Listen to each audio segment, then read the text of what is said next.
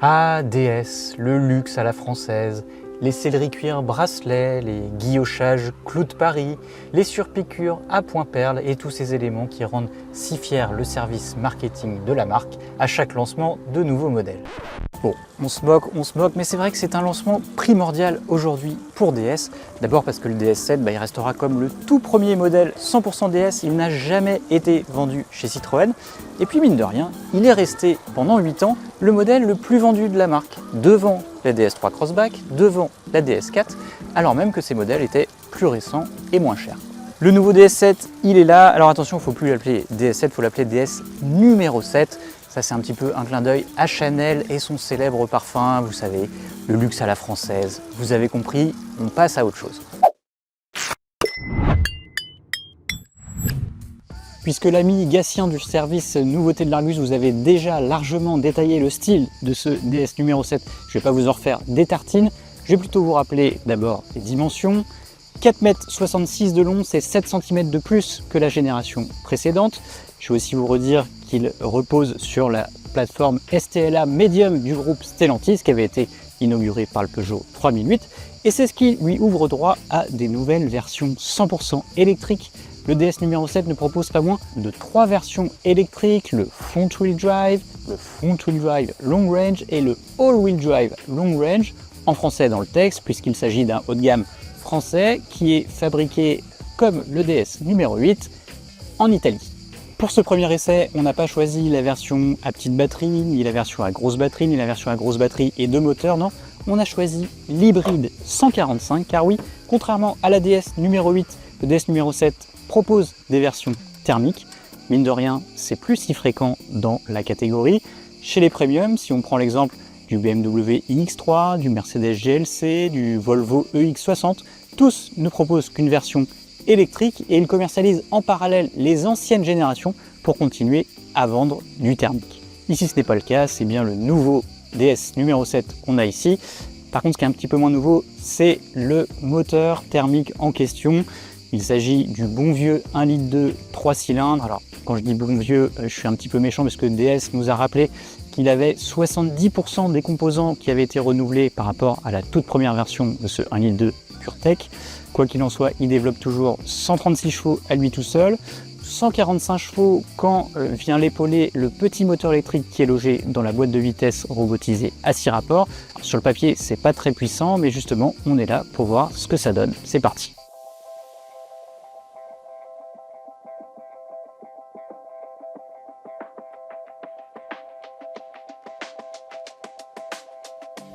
Donc avant de vous parler des performances, je vais déjà vous parler de la première grande qualité de ce DS numéro 7. Sans surprise, c'est son niveau de confort. Alors ce confort, il passe par différents éléments. Tout d'abord, les sièges. Là, on a des sièges lounge qui sont réservés aux finitions hautes. C'est déjà des sièges qui sont plutôt élégants, qui sont très ergonomiques, ils maintiennent bien le corps. On peut régler les bourrelets latéraux. Bien régler sa position de conduite, ils peuvent être ventilés, massants. On a même un petit chauffage de nuque là dans le cou qu'on ne pourra pas essayer aujourd'hui puisque le système ne fonctionne pas au-delà de 21 degrés et qui fait déjà 37 degrés à 9h du matin. Le confort, il passe aussi bien sûr par la suspension qui est moelleuse. Alors on a quand même des petites remontées à basse vitesse comme souvent. Il faut dire que cette version hybride ne peut pas s'équiper de la fameuse suspension pilotée prédictive par caméra qui est réservée aux versions électriques à grande batterie. Et cette suspension, elle n'est tout simplement pas compatible avec le train arrière de cette version hybride qui est un petit peu plus basique que celui des électriques. On a une traverse déformable ici, on a un train arrière multibras sur les électriques. Alors ça vient du fait que cette DS7 à la base n'était pas prévue pour sortir en thermique. C'est un choix qui a été fait assez tard dans la conception de la voiture, précisément en 2024 quand DS s'est rendu compte que le marché ne tournait pas tout à fait comme il l'avait prévu. Et ce train arrière multibras, il est tout simplement pas prévu pour cohabiter avec un réservoir d'essence, pour laisser passer une ligne d'échappement. Donc voilà pourquoi on a ce train arrière sur cette version hybride. Le confort, il passe aussi par l'insonorisation globale qui est très efficace, notamment une nouvelle fois sur cette finition haute qui s'équipe de vitres feuilletées à l'avant mais aussi à l'arrière. Dès qu'on ferme la porte, on se sent vraiment comme dans un cocon et c'est pas plus mal parce que cette mécanique, elle est réputée assez bruyante. On a souvent la boîte de vitesse qui siffle en ville, le moteur qui gronde un petit peu à l'accélération. Là, on les entend encore, mais c'est quand même beaucoup mieux calfeutré que sur d'autres modèles du groupe équipés de cette mécanique. Le dernier point, il concerne le volant, puisque le confort, ça passe aussi par le toucher. Et alors, honnêtement, ce volant, la première fois que je l'ai vu en photo, je l'ai trouvé assez moche. Finalement, à l'usage, je le trouve assez agréable. Alors, notamment quand on tient le volant à 9h15, comme ça. Si on tient le volant à 10h10, c'est un petit peu moins adapté. Déjà, on n'est plus en face des palettes au volant. Et puis, on ne sait pas trop où mettre les pouces. Donc là, ça dépendra vraiment des goûts de chacun. Ça me rappelle un petit peu le e-cockpit chez Peugeot. Il y en a pour qui ça va très bien, il y en a qui trouvent ça très agaçant. Donc là, il faudra vraiment essayer pour se faire sa propre opinion. Bon, maintenant, ce moteur, qu'est-ce qu'il donne côté performance? Alors, quand on conduit paisiblement, quand on fait du milieu urbain, périurbain, ça se passe très bien, il n'y a pas de souci. Même quand on veut entreprendre un déplacement ou s'insérer sur voie rapide, il ne faut pas hésiter à bien écraser le champignon ou à anticiper la manœuvre en rétrogradant un ou deux rapports avec les palettes au volant. Là où ça va commencer à poser problème, c'est quand on va rouler chargé ou en montagne. Pire encore, quand on va tracter, sachant que cette version ne peut pas tracter beaucoup de poids, c'est limité à 650 kg seulement. Ça, c'est encore dû au fait que ce modèle n'avait pas été prévu pour des versions thermiques à la base, et donc tirer des remorques trop lourdes créerait des problèmes de refroidissement, puisque la partie avant n'avait pas été prévue pour des besoins en refroidissement d'une version thermique, seulement pour une version électrique. C'est ce qui explique cette limite. Ça pourra poser problème à certains utilisateurs d'anciens DS7 qui étaient habitués à tracter, sachant qu'avec l'ancien, on pouvait tracter déjà 1450 kg, rien qu'avec le petit diesel de 130 chevaux. Sur ce nouveau modèle, on peut aussi passer à 1420 kg sur la version électrique à deux moteurs, mais l'électrique, c'est quand même pas la panacée pour tracter en matière d'autonomie. En tout cas, avec ce petit moteur, le DS numéro 7, il est raisonnablement agile dans les virages. Alors c'est un petit peu moins dynamique que la DS numéro 8, puisque l'amortissement sur ce DS numéro 7 a été voulu un petit peu plus relâché, donc on a un petit peu plus de mouvement de caisse dans les virages, le train avant est un peu moins incisif. Par contre, par rapport à l'ancien DS7, on a une meilleure sensation d'agilité malgré le poids supérieur ici. Ça, c'est dû à la direction un petit peu plus directe et aux mouvements de caisse qui sont quand même mieux contenus qu'auparavant. On termine ce chapitre conduite en évoquant les aides à la conduite. Ça, c'est encore une qualité de ce DS numéro 7, notamment le système de conduite semi-autonome de niveau 2. C'est encore un des rares systèmes du marché qui permet de mémoriser une position donnée dans la voie. Ça facilite la cohabitation avec les deux roues. Et puis on récupère aussi le système de changement de fil assisté. Et par rapport au cousin Peugeot 3008 ou 5008, on n'a plus besoin de valider la commande. Il suffit de déclencher le clignotant. La voiture vérifie qu'il n'y a personne dans l'angle mort et le changement de fil se fait automatiquement. C'est assez confortable, on s'y habitue assez vite. Dernier détail qui n'en est pas un justement sur les voitures modernes, c'est qu'on peut désactiver toutes les alertes d'une seule pression sur cette touche sans avoir à confirmer à l'écran. Et ça, franchement, c'est reposant.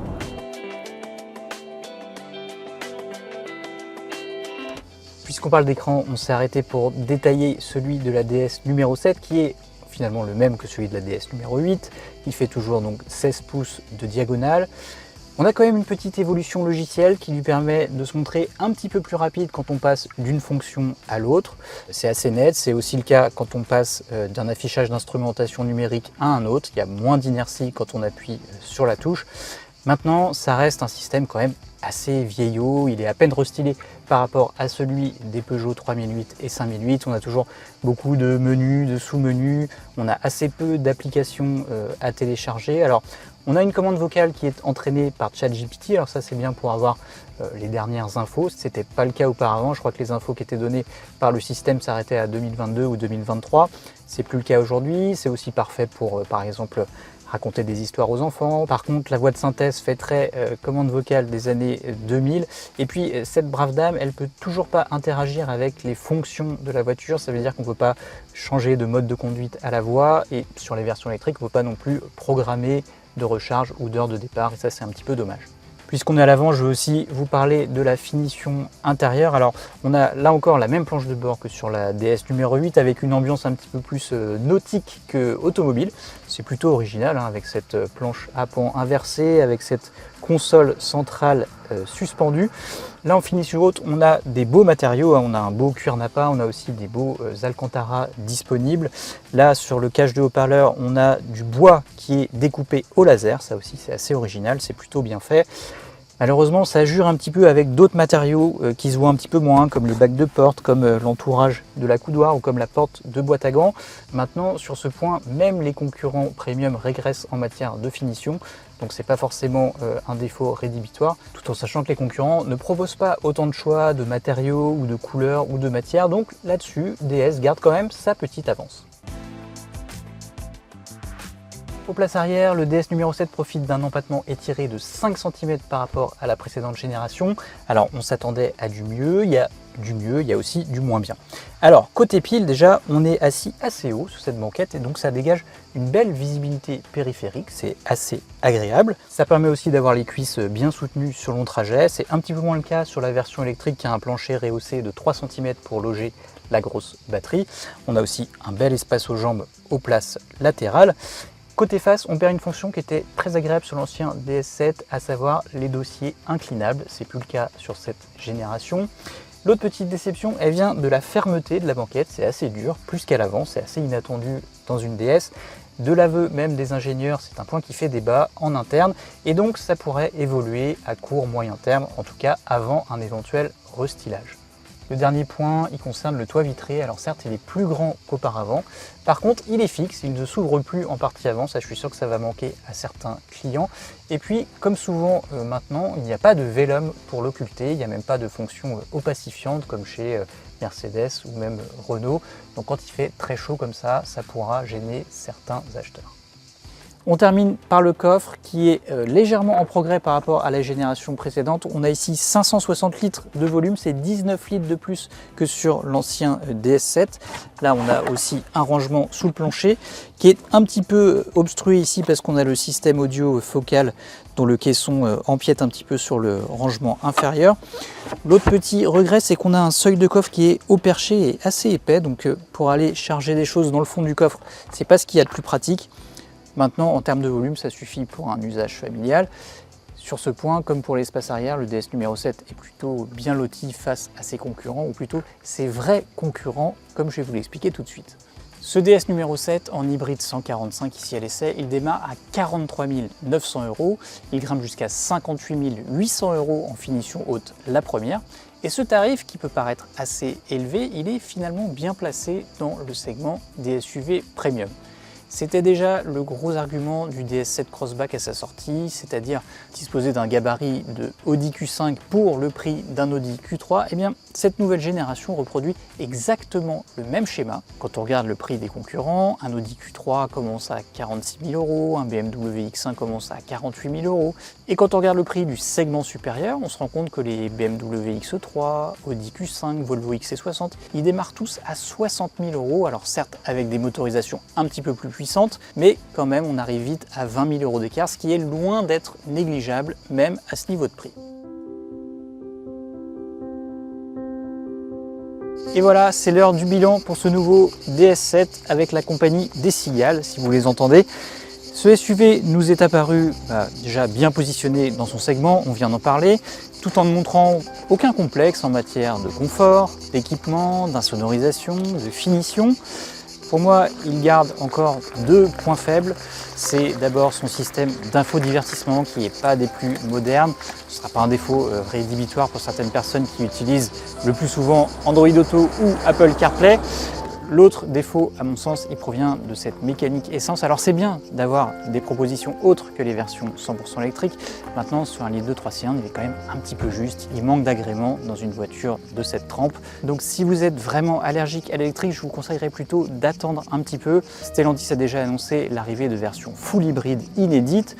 On peut peut-être aussi attendre l'arrivée de l'hybride rechargeable. Là, on aura 225 chevaux au lieu de 145, 4 cylindres au lieu de 3, une boîte 7 au lieu de 6. Bref, une fiche technique plus en rapport avec le standing revendiqué par notre service marketing de chez DS. En tout cas, j'espère que vous en savez un petit peu plus sur ce nouveau numéro 7. Si ce n'est pas le cas, je vous invite à suivre le lien qu'on vous mettra en description de cette vidéo pour retrouver notre article très détaillé. Vous y retrouvez toute la gamme, tous les prix, tous les équipements et très bientôt les essais des versions électriques. À bientôt sur l'Argus. Ciao.